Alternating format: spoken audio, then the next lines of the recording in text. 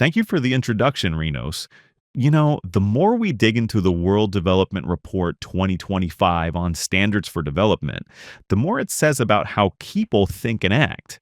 It calls standards the invisible infrastructure of the economy. That stuck with me. We obsess over roads and power grids, but we rarely talk about the rules that make them work. That is exactly right. It is a perfect metaphor. Think about it. Without standards, a plug does not fit into a socket. A bolt does not fit a nut. The report breaks it down into three critical functions: measurement, which gives us consistency; compatibility, so things work together; and quality, which ensures safety. It sounds straightforward, but the report mentions a paradox, something about a spaghetti bowl. Yes, the spaghetti ball. It describes the current global landscape. For some products, we have this tangled mess of overlapping voluntary standards. But then, for high stakes technologies like artificial intelligence, we have significant gaps. It is too much in some places and not nearly enough in others. That sounds like a headache for businesses. But let's look at the upside. When we get this right, it's not just about convenience, it's a massive economic driver. Massive is the word. Here's the part that really surprised me. Consider the shipping container.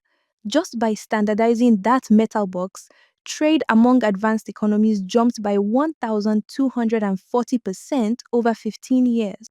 Wait, over 1,200%? Just from a standardized box? Yes, that exceeds the combined effect of all trade agreements in the previous half century. And today, technical non tariff measures, which are often linked to quality standards, affect nearly 90% of world trade. Back in the late 90s, that was only 15%. So if you're a developing country, you can't really opt out. You have to play the game. You do, and playing the game pays off. Firms in low and lower middle income countries that adopt these international standards actually report greater sales premiums than firms in high income countries. It's a differentiator. I saw the example of Tunisia in the report. It wasn't just about local companies trying harder, it was about foreign direct investment, right? Precisely. In Tunisia's automotive components sector, foreign investments brought in ISO 9001 and environmental standards. It forced the local ecosystem to upgrade. The result? That sector has seen 10% annual growth since 2010. Okay, so that's the why, but the how seems tricky. The report outlines a trajectory for policymakers: adapt, align, author. Can we unpack that? It is the roadmap. First, adapt. When a country is at an early stage of development, it should adapt international standards to local realities if that's needed. You don't want to just copy and paste if you can't implement it. Right, like the example of standards for pesticide levels on fruit and vegetables.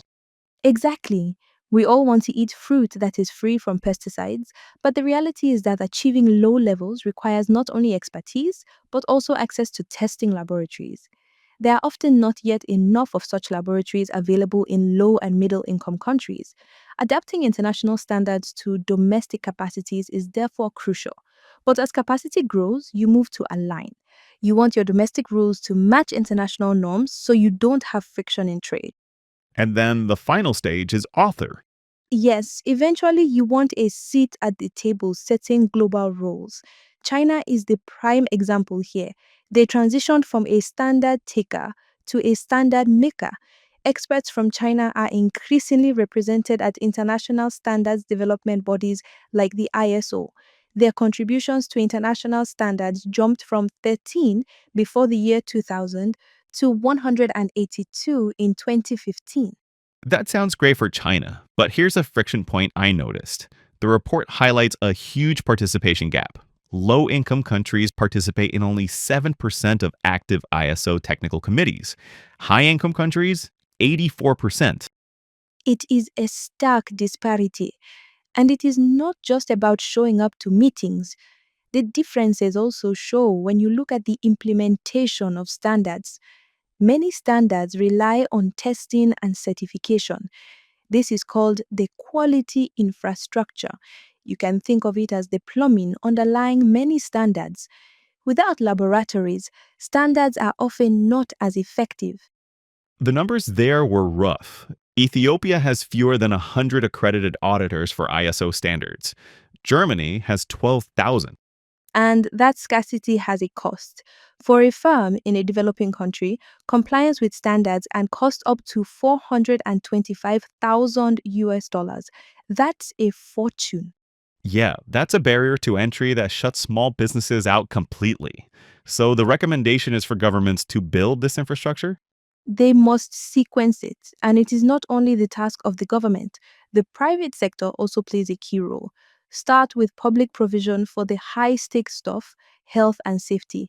Then, as the market matures, transition to a more private sector approach, for example, for testing laboratories.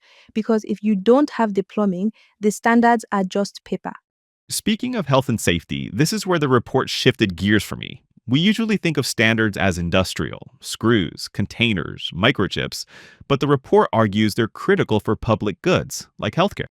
This is, I think, the most human part of the findings. Process standards save lives. Just a list of steps to follow. It is the power of consistency. Globally, the WHO's Safe Surgery checklist had a significant impact, reducing deaths by 47% and complications by 36% in pilot hospitals.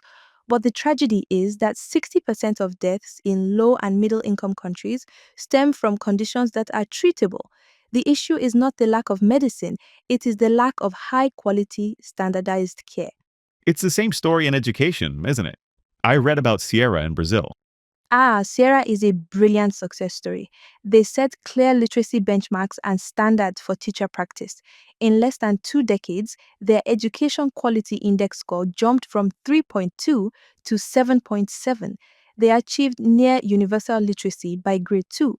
But there's a catch, right? You can't just raise the bar on paper. Correct.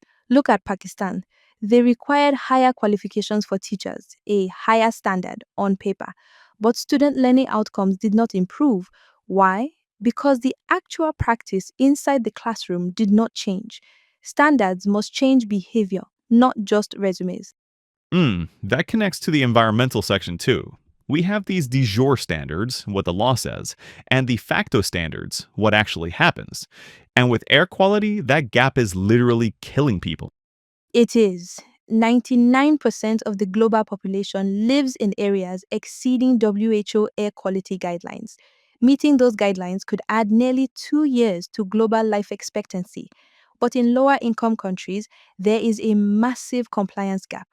So, how do you close that gap without spending billions on new enforcement agencies immediately? The report mentions something about transparency acting as a standard. Yes, this is a clever policy lever. When US embassies began monitoring and tweeting air quality data in various cities, it created public pressure. Pollution levels in those cities dropped by 2 to 4 micrograms per cubic meter because governments had to respond. Information itself became the standard. That's fascinating. It's like once you measure it and show it to people, you can't ignore it. Exactly. And that transparency applies to governance too. In Ghana, they found that one-third of local government projects, schools, roads, are never completed. They just stop. And most people assume that's corruption, right? Someone pocketed the money. Most people assume that, yes, but the data shows it is largely organizational mismanagement. It is a failure of standards in organizational governance. When you look at recruitment, for example, merit based hiring varies wildly. Within the same government, some agencies hire 100% based on merit, others only 20%. So, standardized processes could fix that. They can. In Punjab, Pakistan, they introduced performance pay standards for tax collectors. Just by standardizing incentives, revenue collection increased by approximately 40% in 2 years. That's a huge return on investment. Okay, so we've covered trade, health, environment, and government. But looking forward, the report sounds a bit of an alarm bell regarding transformational technologies like AI, biotechnology, or cybersecurity. You are right. In some areas, innovation is moving faster than regulation, and when gaps appear, consumers face risks they never signed up for. The global community has to agree on credible standards for breakthrough technologies before consumers are left unprotected. We need that invisible infrastructure to be built before the house falls down. It really changes how you view development. It's not just about pouring money at a problem, it's about building the framework, the measurement, the compatibility, the quality checks that lets the system run itself. That is the key message. Standards are the bridge between ambition and reality.